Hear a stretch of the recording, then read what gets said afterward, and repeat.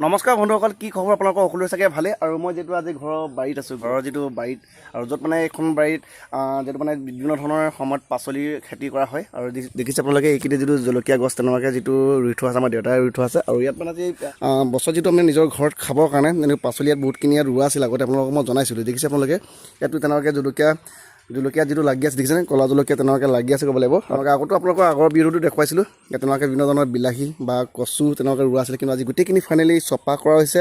চপা কৰি তেনেকুৱাকৈ দেখিছে আপোনালোকে ধুনীয়া একদম পানী চানী তেনেকৈ পানীৰ ব্যৱস্থা কৰা আছে। ইয়াতে যিটো পানী অলপ ষ্ট'ৰ কৰা আছে তেনেকুৱাকৈ মানে ক'বলৈ গ'লে যিটো পচোৱা কটীয়া কথাটো আপোনালোকক জনাইছিলোঁ এটা সময়ত মই যোৱা বছৰ।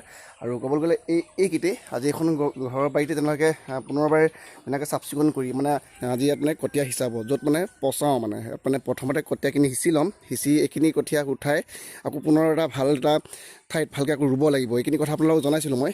দেখিছে এইখিনি কঠীয়া যিহেতু এটা হ'ল আপোনাৰ ৰিচাৰ্চৰ কঠীয়া আছিলে, এইখিনি যিটো ৰঞ্জিতৰ কঠীয়া হয়, এইখিনি আজি সিঁচাব ইয়াত। বিশেষভাৱে ক'বলৈ গ'লে যিহেতু এইবিলাক মানে গাঁওবোৰ কঠীয়াটো সিঁচাৰ পিছত যিহেতু বেছিকৈ কঠীয়াতকৈ এই গাঁও বনবোৰে বেছি গজিবগৈ, সেইখিনি অলপমান বাছি ল'ব লাগে। চাফ চিকুণ ভালদৰে বাছি কঠীয়াবোৰ যিহেতু সিঁচা হ'ব, এইখিনি অলপ চফা কৰি ল'ব লাগে। কোৰ যোৱাকালি মাৰিলোঁ, মাৰি ধুনীয়াকৈ ক্লিয়াৰ কৰি থৈছোঁ এইখিনি। আৰু অকণমান যিটো বৰষুণটো ৰাতি ভাগত যিটো অকণমান বৰষুণটো অহাৰ কাৰণে ভাল হ'ল। বৰ বেছি ডাঙৰ বৰষুণ নহয়, এনেই অলপ চলপকৈ আৰু অলপ চলপকৈ বৰষুণ দিলে অকণমান মাটিবোৰ যিটো এতিয়া ভাল হৈ আছে সেইখিনি অকণমান চাফ চিকুণ কৰি ল'ব লাগে।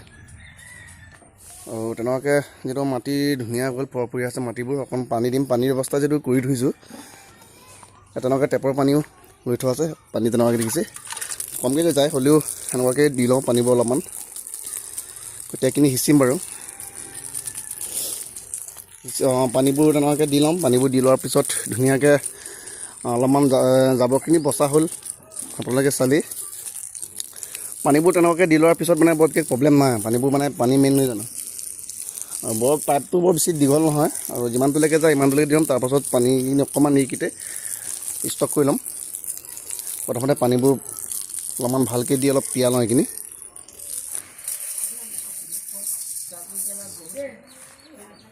বন্ধুসকল, যিহেতু আজি কঠীয়া যি প্ৰথম আজি সিঁচিছোঁ, ক'ব লাগিব আপোনালোকক কথাটোখিনি ক'লোৱেই মই। আৰু এনেই প্ৰথমতে এইবিলাক মানে সিঁচি অলপ ওখ হোৱাৰ পাছত আকৌ উগালিব লাগিব দ মাটিৰ কাৰণে। ওচৰৰ কঠীয়া বিষয়ে আপোনালোকে জানেই। কিন্তু প্ৰথমতে আজি এইখিনি যিটো ধানবোৰ সিঁচি লৈছোঁ, থকাৰ পাছত যিহেতু আকৌ উঠাব লাগিব, 20-25 দিনমান পিছত আকৌ উঠাব লাগিব। আৰু এইখিনি আকৌ ৰুব লাগিব দেই। আৰু এইবিলাক বিশেষ মানে দ মাটিৰ কাৰণে।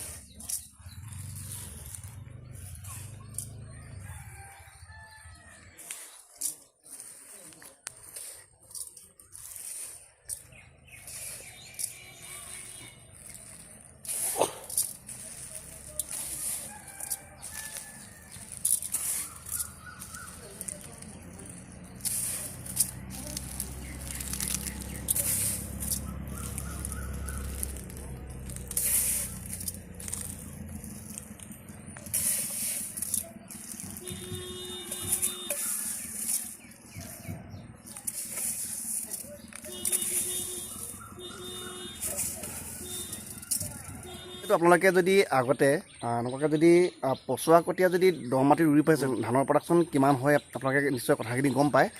সেয়ে মই তেনেকুৱাকৈ আগে পিছে পচাওঁ, আগতো পচাইছোঁ। আৰু আজিও তেনেকুৱাকৈ পচোৱা ধান মানে পচোৱা কঠীয়া যিটো সিঁচিলোঁ আপোনালোকে দেখিলেই। আপোনালোকে যদি আগে পিছে তেনেকুৱাকৈ কঠীয়া সিঁচি পাইছে পচোৱা কঠীয়াৰ কাৰণে, তেতিয়াহ'লে এইবাৰ সিঁচিলে নাই মোক কমেণ্ট কৰি জনাবলৈ নাপাহৰিব, যিটো মই আজি সিঁচিলোঁ। দেখিছে আপোনালোকে।